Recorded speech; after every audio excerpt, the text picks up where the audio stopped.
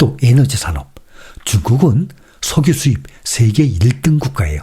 세계에서 석유 가장 많이 수입하는 국가입니다. 미국은 미국산 LNG, 천연가스, 원유 등의 주요 수입국 중에 하나예요. 그런데 무역 완화 시 수출 재개가 가능해집니다. 최근에 몇 년 사이에 미국의 에너지 수출이 증가하면서 LNG, 액화 천연가스, 또 원유도 수출 품목으로 부상하고 있습니다. 그 수혜를 받는 기업들이 엑슨모빌, 쉐브론, 시에니에르 에너지예요. 특히 엑슨모빌, 쉐브론은 많이 들었지만 시에니에르 에너지는 액화 천연가스 회사예요. 액화 천연가스를 수출한 최초의 미국 회사입니다. 그리고 신발, 또 운동장비 이런 종목도 해당됩니다. 이런 기업들 중에 다수가 중국과 아시아 지역에서 생산시설을 운영을 하고 있죠. 지난달에 미국의 의류, 신발협회는 최신 자료를 인용해서 보니까 미국에서 구매가 되는 의류, 신발의 약 97%가 주로 아시아에서 수입된다고 밝혔습니다. 그러니 미국에서 구매를 하고 있는, 쓰고 있는 의류, 신발 97% 다 아시아에서 만들어서 지금은 수출을 하고 있는 거죠. 또 나이키, 또 풋라커라고 있어요. 풋라커는 미국의 신발 제조업체, 이 판매업체예요. 뉴욕 맨하튼에 본사가 있고 28개국에서 사업을 운영하고 있습니다. 또 딕스라고 있어요. 딕스 스포팅 굿즈. 미국에서 가장 큰 스포츠용품 소매 회사예요. 현재 800개가 넘는 매장을 운영을 하고 있고 미국 최대의 스포츠용품 소매 업체예요. 또 언더아머라고 들어봤죠? 미국의 의류, 신발, 스포츠용품 제조사 이런 기업들이 있습니다. 또 의류회사, 신발회사 마찬가지로 많은 의류회사들이 일부 품목을 중국과 다른 아시아 지역에 생산합니다. 룰루레몬이라고 들어봤죠? 룰루레몬 애슬레티카. 캐나다에 본사를 둔 운동복 소매업체예요. 전 세계 피트니스 애호가들에게 고성능 액티브 웨어를 제공하는 것으로 주로 알려져 있죠. 또 갭, 랄프 로렌, 아베크롬비, 피치 등이 있어요. 또 소매 업체들 보면 다양한 상품을 판매하는 소매 업체들, 이 발표된 무역 협정으로 인해서 관세로 인한 높은 비용을 자사 고객에게 전가하지 않아도 돼서 시장 안정감을 느끼고 있습니다. 합의안 발표 전에 많은 소비자들은 추가 비용 발생 가능성을 우려해 왔었습니다. 아마존은 자사 웹사이트에서 제품 가격 옆에 추가 관세 비용을 표시할 계획이 없다라고 공개적으로 밝히기도 했습니다. 아마존은 오늘 8% 이상 치솟았어요. 또 5% 가까이 상승한 타겟, 3월에 멕시코, 캐나다, 중국에 대한 관세, 또 기타 비용으로 인해서 연초 수익에 상당한 압박이 있을 것이다 라고 경고까지 했었습니다. 또 미국의 전자제품 유통업체 베스트바이가 오늘 6.6% 급등했습니다. 베스트바이는 전자제품 공급망에 대한 중국 의존도가 55%에 달하는 업체예요. 또 이번에는 여행사를 봅니다. 관세 인하로 더 많은 고객이 항공여행을 즐기게 되고 여행 경비를 부담할 수 있을 것이라는 기대에 여행사 주가도 상승하고 있어요. 미중 관세 발표 전에 주요 미국 항공사들은 국내 여행 수요 감소와 국내외 경제에 대한 부정적인 전망으로 인해서 항공편 운항을 줄이고 연간 수익 전망을 수정 또는 철회했습니다. 그 기업들이 카니발, 노르웨이 크루즈 라인, 로얄 캐리비안 크루즈 이러한 기업들입니다. 또 항공기, 항공 부품이 있죠. 보잉 항공기 같은 대형 항공기, 또 관련 부품도 중국으로의 주요 수출 품목입니다. 팬데믹 이후 수요가 줄었지만 여전히 비중이 큽니다. 아메리칸 항공그룹, 또 델타 항공이 있습니다. 또 의약품, 의료기가 있는데 특히 백신, 진단장비, 기타 생명과학 관련 제품이 또 포함됩니다. 의약품, 의료기기는 고부가가치 제품으로 꾸준한 수출 비중을 보이고 있습니다.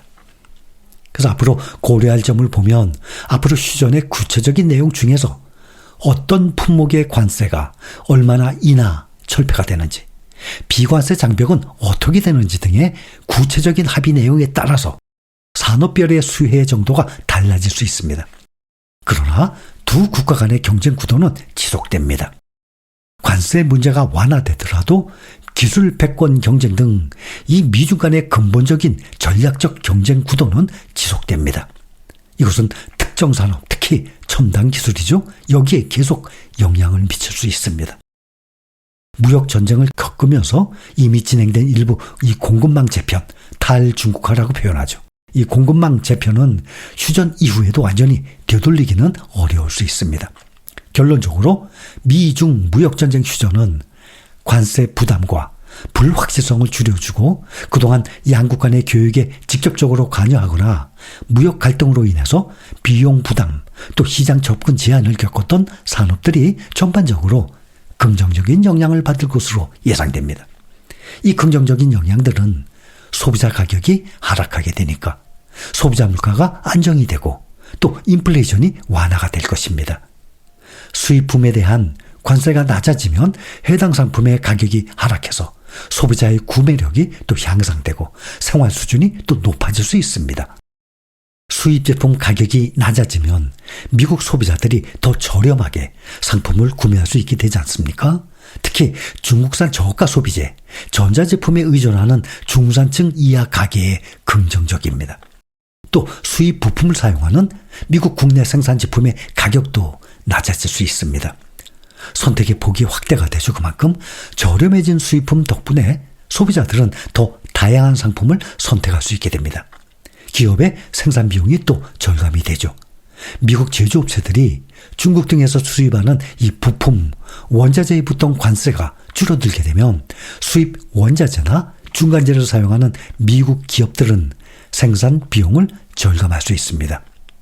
제조, 조립업체의 마진 개선과 경쟁력 상승하게 되니까 이것은 기업 경쟁력 강화, 또 투자 확대, 또 계속 이어질 수 있습니다.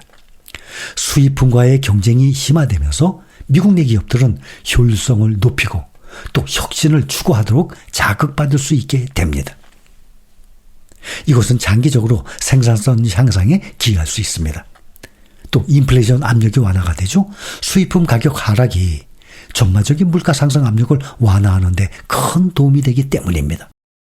그리고 관세 인하는 다른 국가의 무역 긴장을 완화하고 또 상호 호혜적인 무역 관계를 증진하는 데 또 기여할 수 있습니다. 특히 상호주의에 입각한 관세 인하는 미국 수출품들에 대한 타국의 관세 장벽을 낮추는 효과를 가져올 수 있습니다.